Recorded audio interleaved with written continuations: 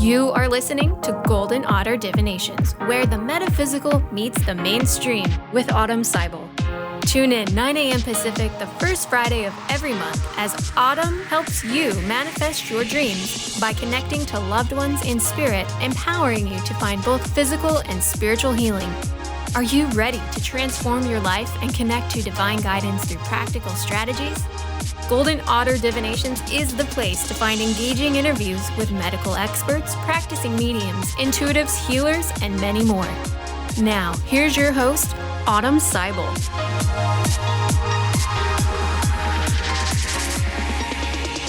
Hi everyone, I'm Autumn and you're listening to Golden Otter Divinations. Thanks for joining us today as we explore where the metaphysical meets the mainstream.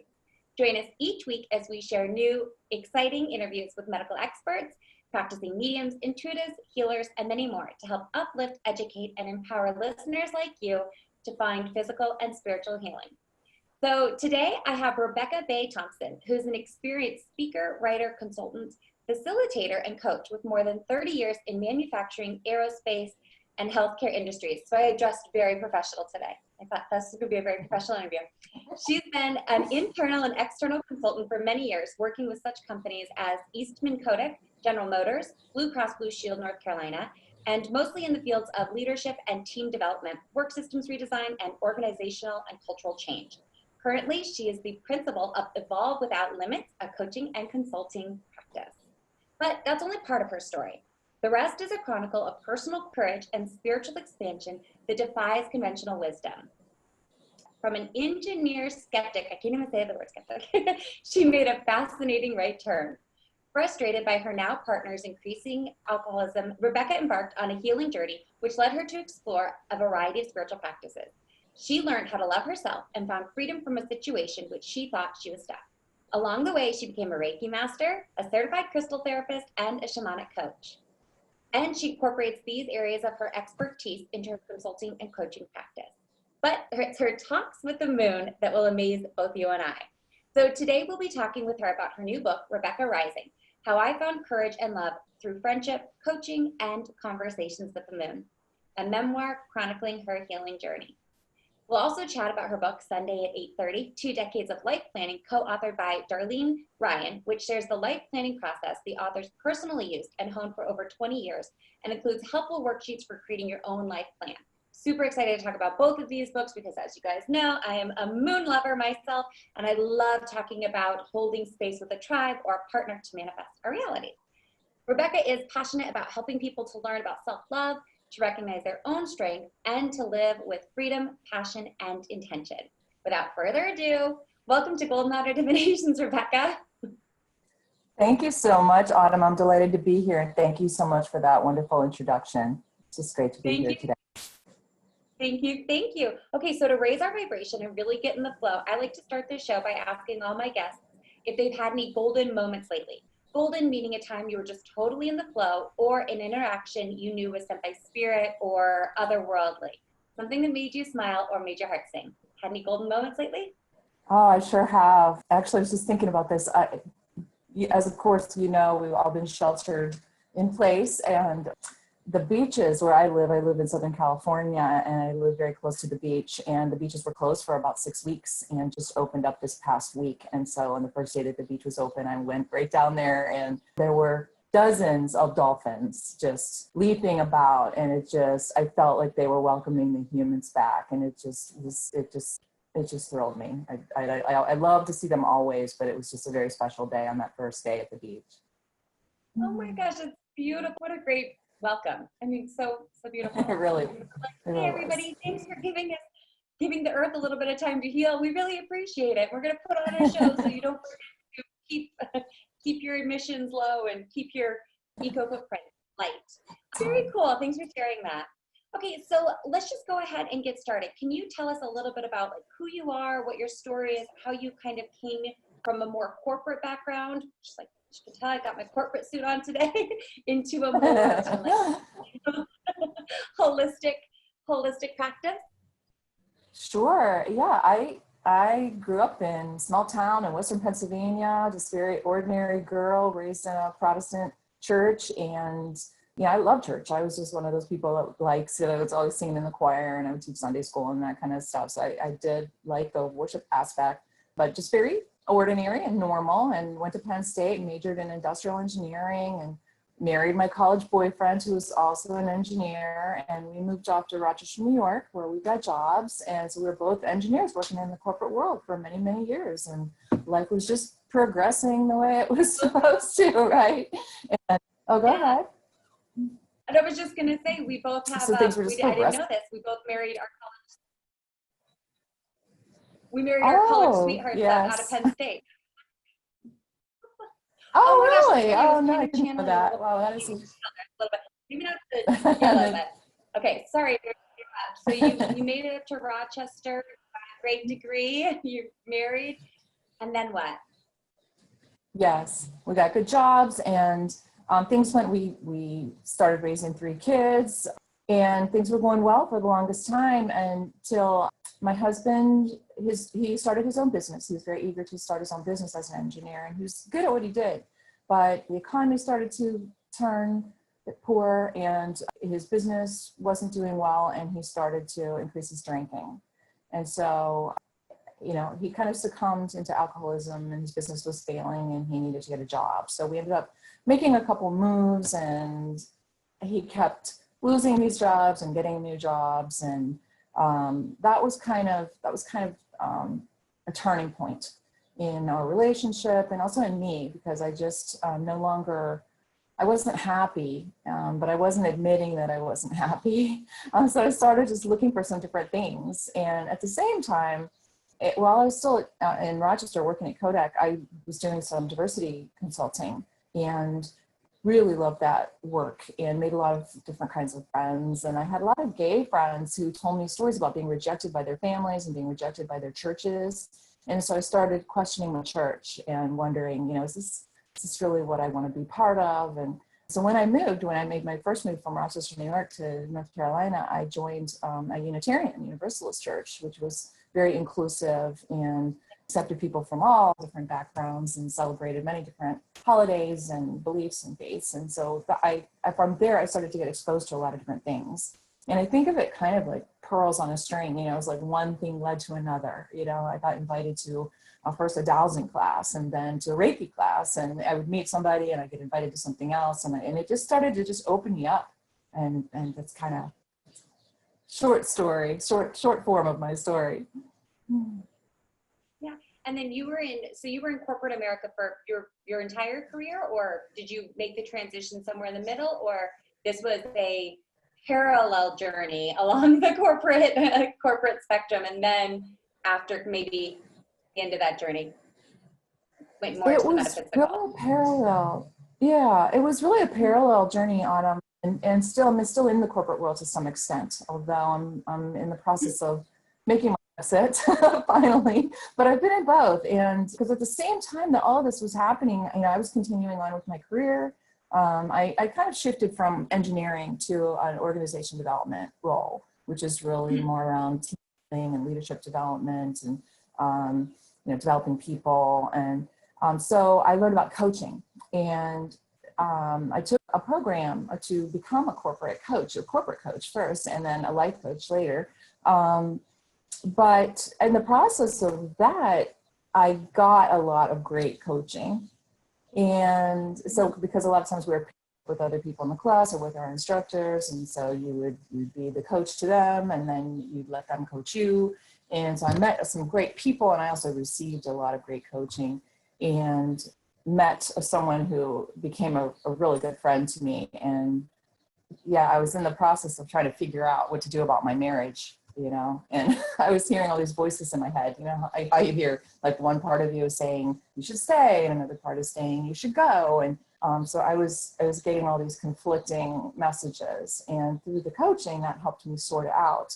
But it also led to another metaphysical breakthrough, which is the conversations with the moon, which I'm sure everybody is interested in hearing about, because I had all these voices, and my coach, Ann Brannon, was helping me sort them out. And we were giving names to them. There was the good wife that was like, you should be married for life. And, and then there was the responsible one, because I was the one I was paying bills, and I was keeping the balls in the air and keeping the family running. So I had all these, and then there was one that just, wanted romance and wanted the marriage to work and was eager to make it right, So I had all these voices. Then I had another one that was like, well, you're a Reiki master now, and you're a healer, and you should go off and do your own thing. So I had all kinds of things going on. And then one night I had a dream that they were all sitting around a table talking to each other, getting nothing accomplished. And then another being appeared and started flying around over them and shouting at them, like, you're all missing the point, stop this.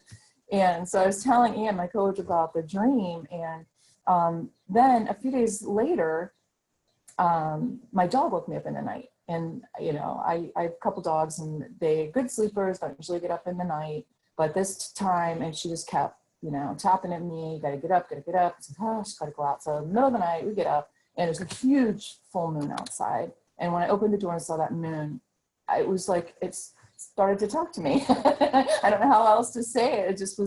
I heard a voice in my head while I was gazing at the moon. And it was just really powerful. And she said, you're missing the point. Like, what? What do you mean? Am I dreaming? What is this? But she went on to say, she kept saying, you're missing the point. This isn't about whether you live, in this city or that city, whether you leave your husband or don't. This is about, how do you want to feel? How do you want to be? It wasn't. And so we went on from that day to have many conversations. My dog waking me up in the night, and I'd go out, and she'd say, you're addicted to busyness. You got to stop. You're just distracting yourself with all this activity. You got to slow down. Yeah. And you got to listen to your heart, and messages like that. And this went on and on. And so I continued to tell Anne, my coach, and she came from I said I had a very kind of narrow background and wasn't exposed to a lot of any, metaphysical topics or anything like that. But she was a professor of medieval history. She was a practicing witch, and she herself was a recovering alcoholic, so she helped me deal with a lot of the alcoholism issues. But she said to me one day, I think that conversation, I think you're having conversations with the moon goddess, with Diana or Artemis. And I was like, whoa, that had really never occurred to me. I just was thinking, this is all in my head, right? But she said, no, she said, I think you ought to really investigate Diana a little bit and do some research into her. And she said, I also think that because she works through your dog, and Diana is also the goddess of the hunt and is often pictured with dogs. When there's drawings or, images of her, they will show dogs around her. So not only the moon, but she said there's just such a strong connection that your dog wakes you up, and, she's speaking to your dog and getting you out there.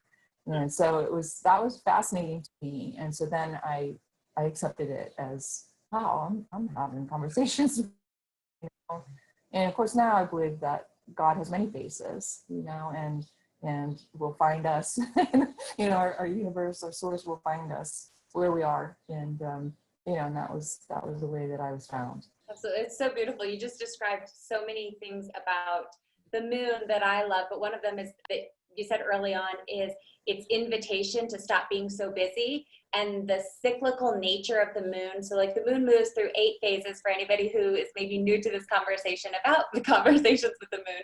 And it moves from a new moon to a full moon, and then back to a new moon. So it was new moon, full moon, new moon, full moon. And it's very cyclical. And in indigenous cultures around the world for millennia, it's how women track their fertility. It's how they track birthing cycles.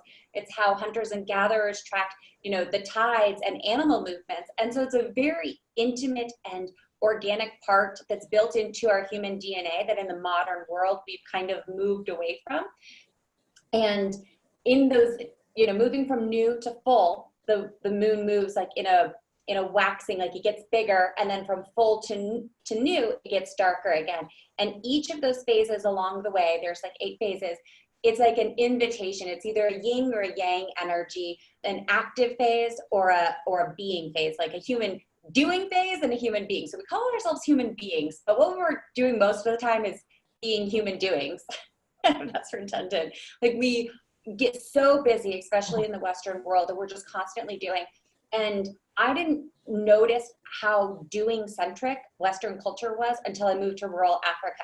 And I realized how being focused they are here. Now they do a lot too, but there's this idea that it's it's almost like, whoa, you're too busy. This is too much. Like you have to have these ebbs and flows. And following the natural cycles of the moon allows us to rest when it's time to rest and be active when it's time to be active, and then be supported by the energy of the moon or the universe or God of your own understanding to be the most productive within those times, or receive the most like inspiration or downloads or comfort or rest during those like being times. And so I really loved how you mentioned that. And then the other thing I really loved hearing you say was this discussion about like a coach and then a tribe. And I want to bring this up later in the interview. In your book, Sunday at 8:30, you had this ongoing 20-year weekly meeting with a friend, a colleague, a buddy, a spiritual running buddy. And you guys held space for each other.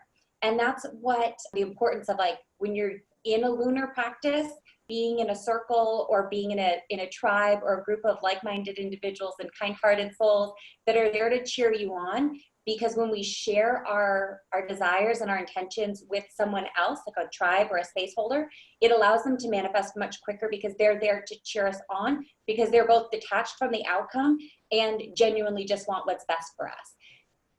So anyways, there were so many other things I could bring up that you mentioned about how, like, there are certain times, like at the full moon, when it's best just to let something materialize, like, oh, maybe this is what I wanted, but it's maybe time for it to leave my energy. And then, oh my gosh, you're talking about goddesses. Like I'm in a full goddess vibe in 2020. That's like where we're headed, because the emerging divine feminine is here. And moons and moon cycles and lunar cycles and things like that were probably things, were things that women were shamed and shut down for discussing and being a part of for a long, long time. Kind of since the advent of like the modern, Christian church. And I grew up that way, and I'm not against it, anything like that. It's just, it was something that was innate to women, like literally as part of our physical being, because we menstruate on a lunar cycle, that we were told to kind of be like, hey, that's pretty, let's just get that out of here. Like, no. And now that there's this, we're in the age of Aquarius and the age of the divine feminine, there's this reawakening, and women are going like, oh, I'm just going to talk about the moon and not let it be weird. And what I love about, having this kind of like parallel corporate conversation that we're having is, I was in corporate America too as a high school teacher for over a decade, and I was never full woo. I was always kind of like in the woo closet. And now I'm like, I swim in the deep waters of the woo pond, and I'm proud of it, and I honor it. And the more I honor it and the less weird about it I am, the more people are like, oh, that's your thing? Cool. Like, and because we're so blessed to be from a culture that honors women and honors our voices and is adding an emphasis to that. So thank you so much for sharing like how you got started in conversations with the moon. The other thing, could you share a little bit about your stories about how, you felt trapped in your situation, and you wrote your book, Rebecca Rising, to help others who may be trapped in their situation. Could we talk about that for just a second? Yes, absolutely, Autumn. I just wanted to add to what you said too, though, in the corporate, because I too thought I had to hide who I was for many years. I'm on this woo-woo track, right? And a metaphysical track, and at the same time, I was still on a corporate track, and I did not think the two would ever meet. But I'm finding that I am bringing more of who I really am to the corporate world. We'll do a guided meditation at the end of the day, or at the beginning of the day sometimes, like I'm doing a team building workshop, and it kind of sets the tone and calms people down and gets people out of the doing mode into the being mode. And we do things like draw spirit animal cards, and don't make it super spiritual, but just like, how does this animal call to you today, and just kind of make it light. And so I'm bringing more and more of that into it. So it is kind of cool. So I just wanted to respond to what you said earlier. But about my feeling stuck and getting out of that, it was, I feel like a part of it was, I was just really in denial. I didn't think I could make it on my own. I had never lived alone. We got married right out of college and started raising kids. And even though I had a good job and he was losing jobs, and I was still, maintaining the benefits and paying for everything and managing the kids and all that stuff, I didn't see my own worth. I didn't see my strength. And I hear that from a lot of women, they think that they can't make it, or they and that was the story I was telling myself. I can't. And I can't leave. I can't.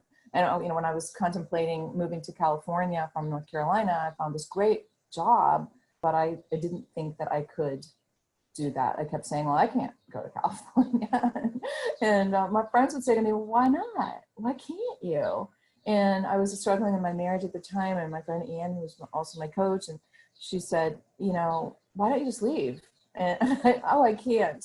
And some years later, after I actually did ask him to move out, she said, oh, I'm so frustrated with you because you kept saying you couldn't do it on your own, and yet you already were doing it on your own. And he was like a weight, holding you back, and you didn't see it. So I think a lot of it was denial and not seeing my own worth. And so just learning that I did have more power than I knew, and that I had power to create the life that I wanted.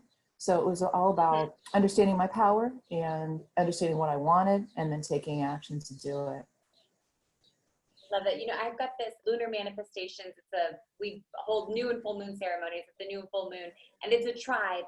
And it started as just this little thing I did with one girlfriend, and every month we would hold each other accountable. Not even accountable, but just more like, hey, this is what I'm doing, and this is what I'm doing. And we were both teachers and new moms, and just kind of going through this journey. We've been friends. We're both Army wives. We've been friends for, my gosh, 10 years. And the joke in the Army is it's never goodbye. It's just see you later. Cause you always end up like reconnecting with folks down the line.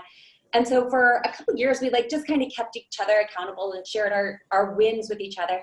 And then I decided to, on her birthday, happy birthday, Adrienne, at a Pisces new moon, which is like the end of the zodiac, I decided to kind of birth this idea into the world of holding space as a tribe with maybe more than just her, and kind of being like, let me just see how this feels to hold space with other folks. And it's not just women. I find a lot of men are actually interested in the practice, folks in the LGBTQ movement or in the group communities, sorry, that's the word.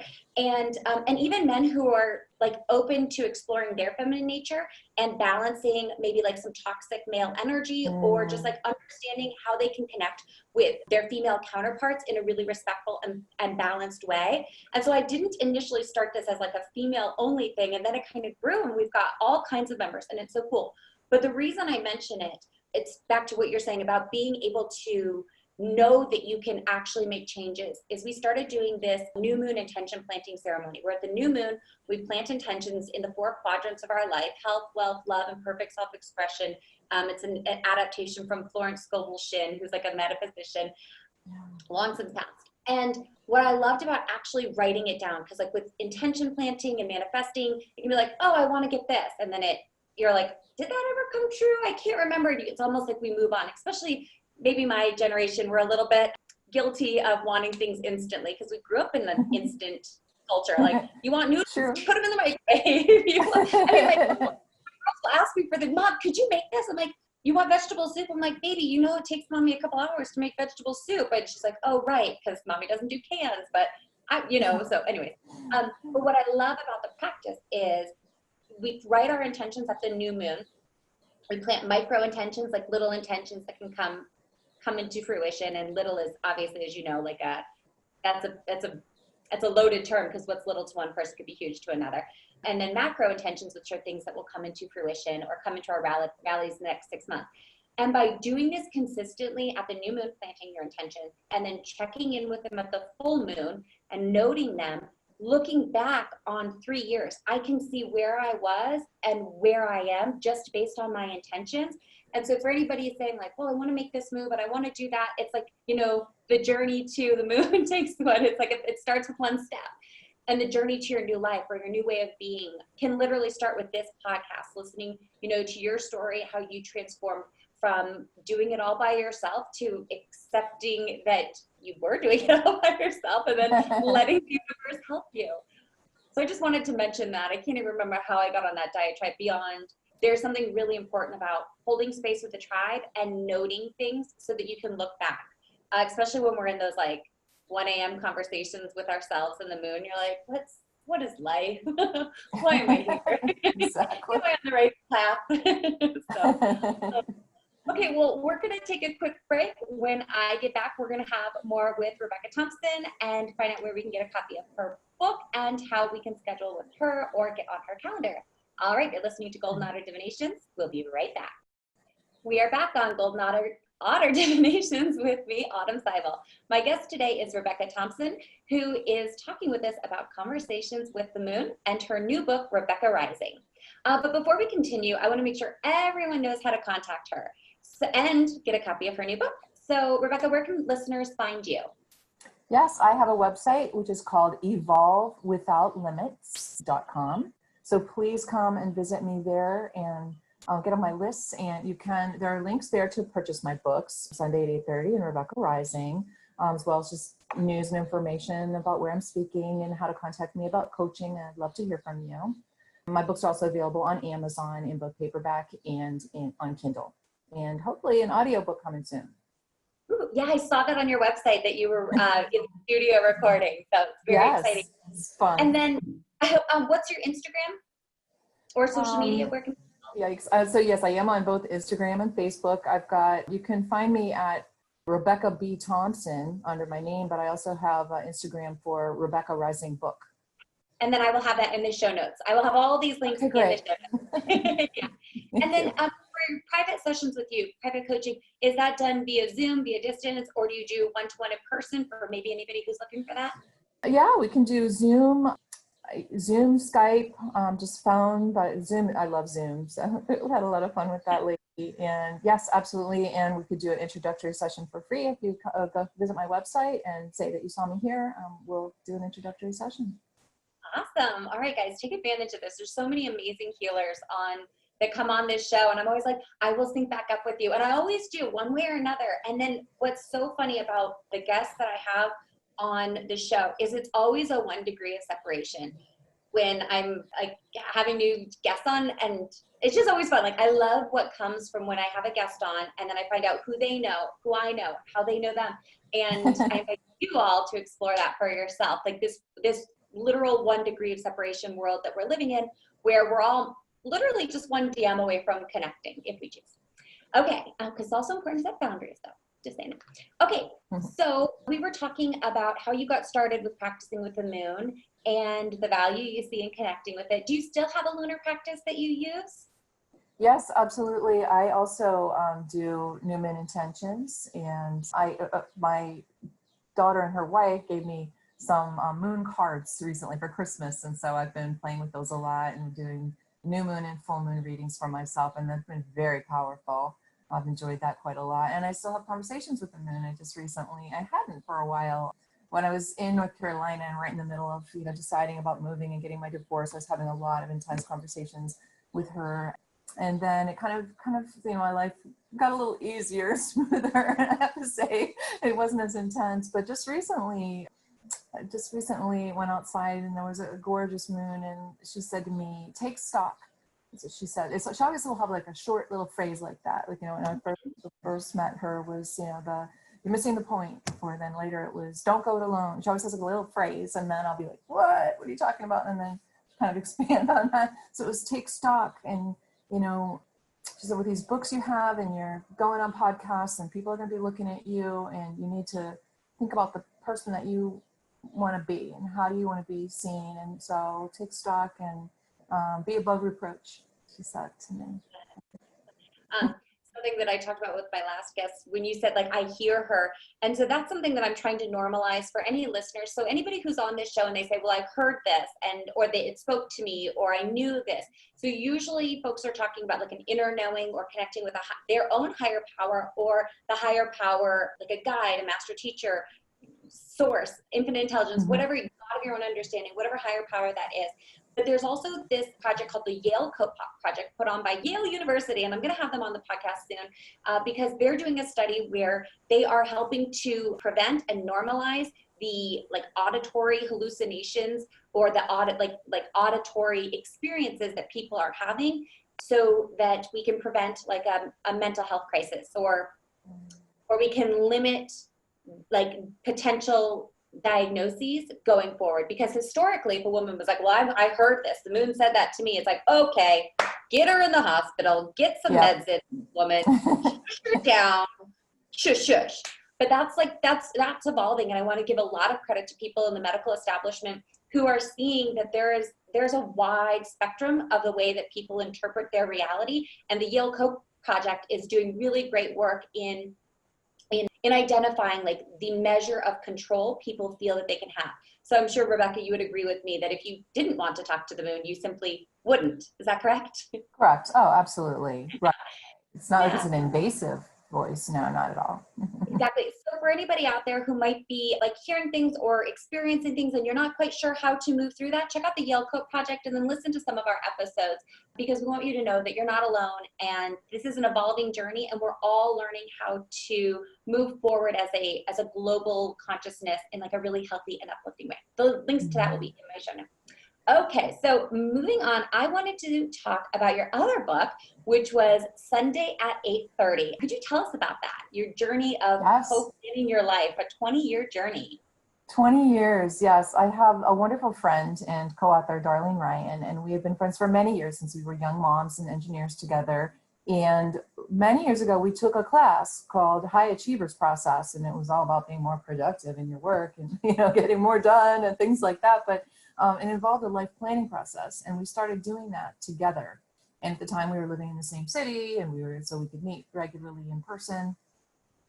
And so it evolved. I mean, we started using the process we learned in a class, but we adapted it, over time so that it looks very different from when we started. But we've stayed in touch with one of our teachers, and she in fact wrote the foreword to our book for us and talked a little bit about how we've adapted her original process.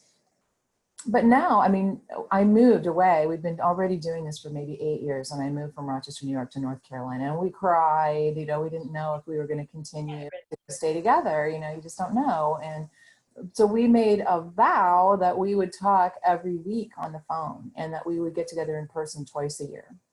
And that was in 2004. And we have been doing that ever since. And so that's really where the title of the book comes from, Sunday at 8:30, because that is the time that we landed on that works the best for us, Sunday evenings at 8:30 Eastern time. I'm on the West Coast now, so it's 5:30 for me now.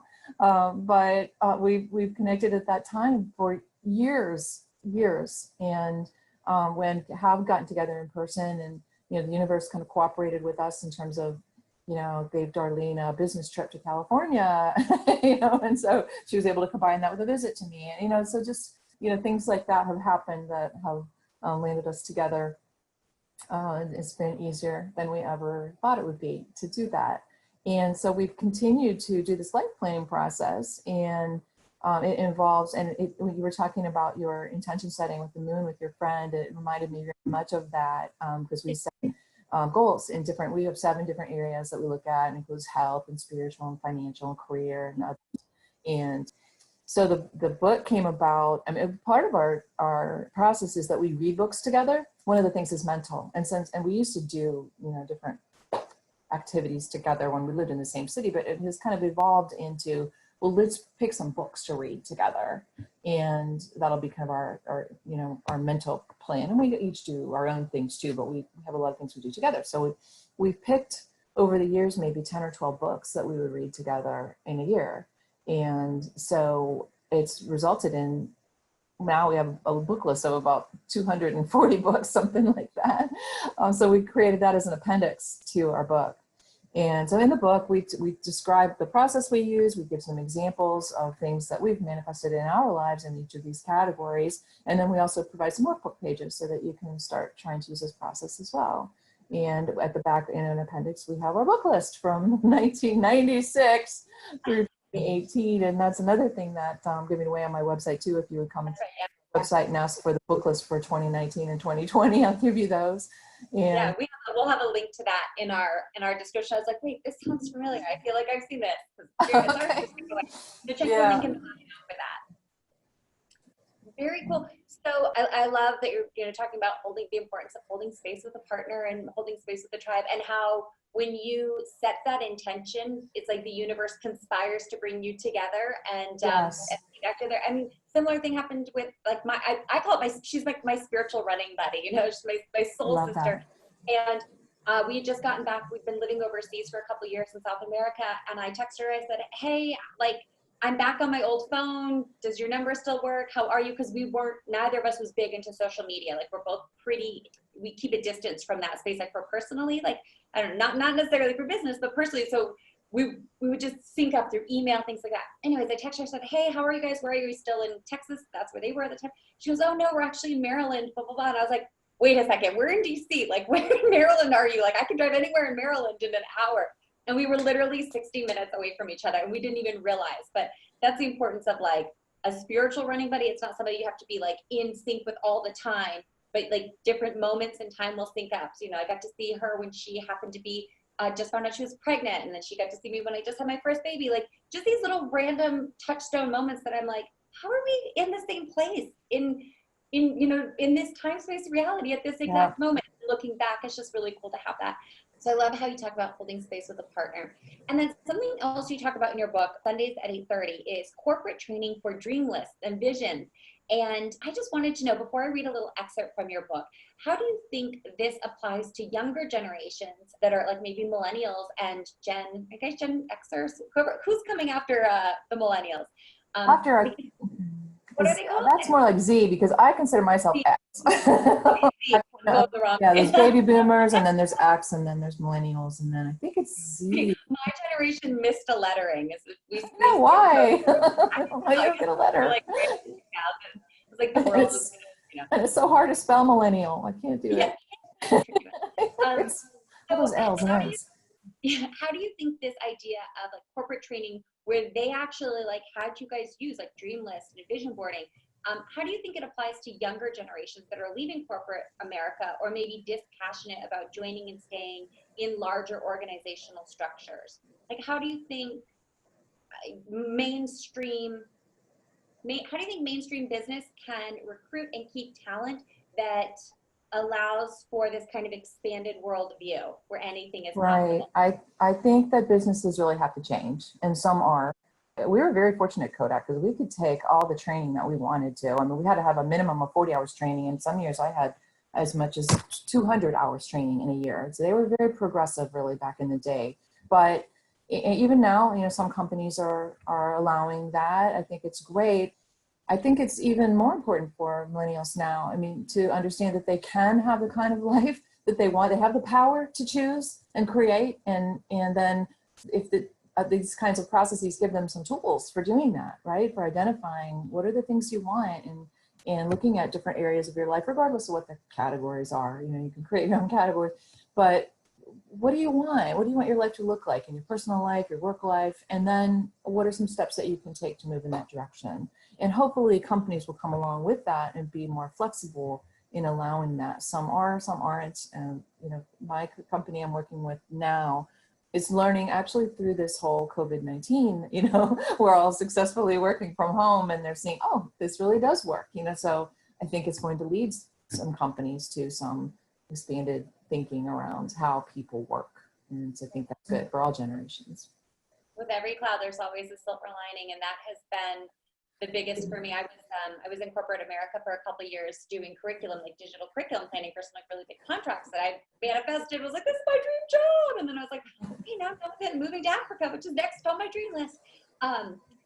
But I successfully worked from home, and I think it was like it's very personal. It's like, can you balance your time and balance your energy? And now that folks are seeing the benefits of maybe being a little bit more present in their home lives, and then you like go to work and you're like excited to see your colleagues, and you're not annoyed, and you're, you know, not frustrated, and maybe like the tension that would have built up over a work week and exploded in a Thursday morning, you know, meeting eruption is now like oh, you know what, like it's really not that big of a deal, and we can just keep moving. And so there's a lot of silver linings that are coming from this, not to mention the, you know, impact that it's going to have on our earth, and like conservation of resources and things like that. Because, hey, millennials, if you guys didn't know, it is literally time that we save the earth. Like, I know we were all raised in the conservation era, but we have to put this to practice through our spending dollars, through our behaviors and everything. That's not like a woo, that's like or not like a, oh, I don't even know what to say. It's just a call to action. Like, we know that we can be the change that we want to see in the world. And by working with like bigger businesses to say like, hey, I can work from home, and these are the benefits, you'll get more work out of me and we'll save the environment. Like, it's a win-win-win-win.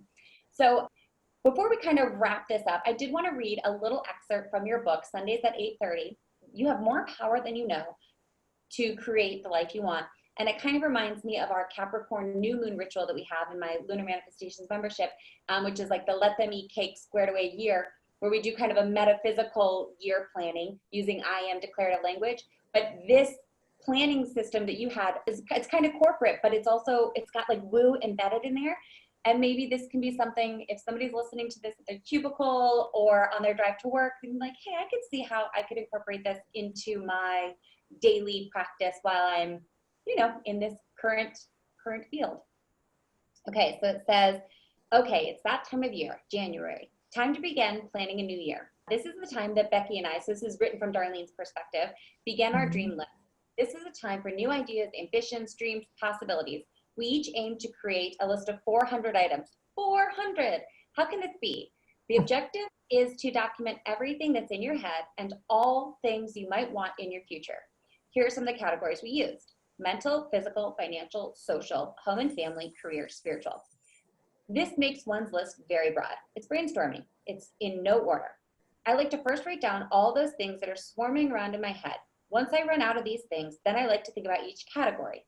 Each one will send my mind in a different direction. I list all the possibilities in each category. So in each category, you think of things you want to have, be, do, experience, contribute, or go.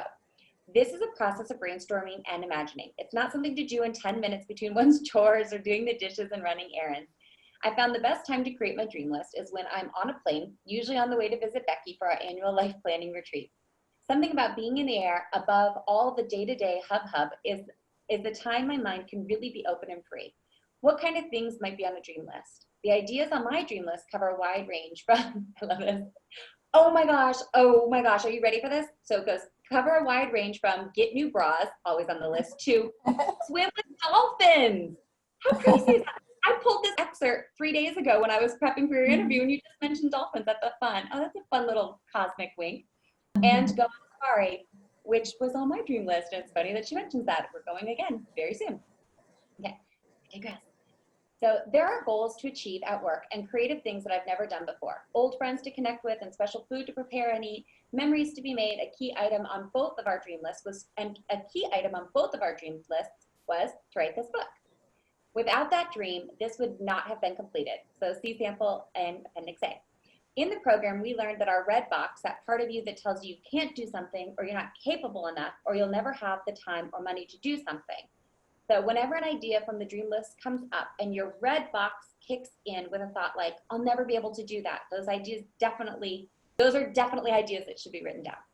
So Becky and I love to read each other's lists. We're comfortable doing this and we're eager to learn each other's dreams. We always add to our own dream list after we've read each other's. So I love that excerpt so much. It reminds me of a ritual that we have in our tribe group that you guys can get if you're a member, or just follow links in the bio. But what I really loved about it was how broad it was and how it's such an intentional thing to sit down and think, like, what do I really, really want in my life? And then this red box idea, that's got to be like a corporate America thing, because I hadn't heard that, but you know exactly what it means. It's like, oh, these are things that are off limits to me. And that's exactly what using the cycles of the new and the full moon are. It's like you plant those wild intentions. I mean, I planted an intention to go on a safari and all these things. I'm like, how will I ever get the time and the resources to do that? And I've talked on other episodes about how we had a safari that was planned and organized and picture perfect, done for us, and we were just invited to go after moving to Africa. I was like, and it's like literally off a vision board. So it's really important to start an intentional practice and not just have like a in your mind wish list. And I just thought this was a really cool way that you guys used a corporate planning structure to create your dream life. Yes. So thank you for letting me share that. Okay, so before we wrap up, you did have a giveaway, which will be in the show notes. It's to the appendix with all the be happy to send you the whole book list, and it's over 240 books now. And some people have told us that the price of our book is worth it just to get the book list. So come visit my website. Let me know that you saw me here, and I will send you the book list. off the top of your head, can you think of like maybe one or two books that you're like, yeah, It is so all around the map. I mean, early on, we were reading work-related books, you know, because we said we were in the corporate world and we took this class for work, and so we were reading work. You know, they're all about work systems redesign and team development and, you know, the good stuff. But then the Celestine Prophecy was one of the first books that we read together, and that kind of got us thinking a little differently. Mutant Message Down Under, and the Da Vinci Code. That book really opened me up to the concept of the divine feminine. And we took 2 years and we read the Bible from cover to cover. 2 years. So it's all over the map, you know, and sometimes it's novels. Sometimes it's just, you know what, I can't take in anymore. Let's read John Grisham or Tom Clancy, or, you know, and sometimes we read classics. We read Tom Sawyer and Jane Eyre. And so it's truly all over the map. So if you want a really eclectic book list, and more books we didn't like, we're not endorsing all 240 books. There's some like, cool, why do we read this? But but it was, you know, all about the commitment, and as you said, having that tribe and having that commitment to each other and that accountability partner. You're able to just get so much done and have fun doing it too. And yes, looking back, you know, I like to go back and read dream lists and visions from 10 years ago, and wow, you know, you know, talk about being invited, you know, on that cruise. And I had always put live at the beach. And I thought that was going to happen when I retired, and that it was going to be on the East Coast, because we used to like to visit Charleston, South Carolina, and go to the beach there. And I thought, oh, we're going to buy property there when we retire. Well, I'm living at the beach now, and it's in Southern California. And I never had that as a step-by-step plan of, you know, but it just happened. It literally just happened. And you know, I tell about that in my book. And yeah, here I am living at the beach, and the universe just, you know, helps you in strange ways. I looked back and I saw Have a Little White Dog was on my dream list, and I had completely forgotten that I ever even wrote that down. But now I have 2 little white dogs, and it's like, oh, on my dream list years ago, and here you are now, you know. So it's so funny how the universe will conspire to fulfill those wishes that are like really on like in our souls, and in the essence of our soul. So I always talk about our souls are a lot like seeds. Like we come to this earth with everything inside of our soul ready to blossom into this lived experience. And just like a seed, you know, like a little acorn blossoms into a huge tree. And so it's those things that are just like in your soul that you can't move away from, and that you like, even if you're like, well, it's an impossibility, even it's a red box right now, you're like, but it's still there. And it's like, if it's still there, that means it's meant for you, and it's not something that you're not supposed to have, or you're not supposed to want, or you're not supposed to achieve. It's just something that is coming. It's like, I've heard a lot of people use the example of like placing your order at a restaurant. You don't order sweet potato fries and hope that they bring them. You're like, well, I ordered sweet potato fries. Like, they're gonna bring it. Now, it might be the same kind that I usually like. Maybe it'll be ones that I like even more. But you know that it's coming, and you don't question it. And so that's like a good way to look at intention planting and all that. So, all right, this has been a lot of fun. You guys, please be sure to check Rebecca out and get a copy of her books, Rebecca Rising and Sunday at 8:30. They are great reads, and like we said, that book list is worth it in and of itself, which you can get by going to the show notes. Okay, thank you so much for listening, and be sure to listen to Golden Otter Divinations each week as we have new, exciting, and informative interviews for listeners like you. And come check us out on Instagram, where you can check in and let me know about your golden moments, so Spirit and I can cheer you on, and Rebecca. And also, if you'd like to contact me or join my monthly manifesting membership, Lunar Manifestations, visit goldenotter.us. That's golden like the precious metal, and otter like the precious animal.us. Be sure while you're there to activate a golden inbox and stay up to date on all things Golden Otter Divinations. I want to thank my guest today, Rebecca Thompson, for sharing how we can find self-love through conversations with the moon and manifest lives we love, work with a partner, or holding space with a tribe. I want to thank you all for tuning in to Golden Otter Divinations. I had an amazing time sharing this sacred co-creation space with you. Have a great week, and I'll feel your positive vibes back here next time. With love and light, Autumn.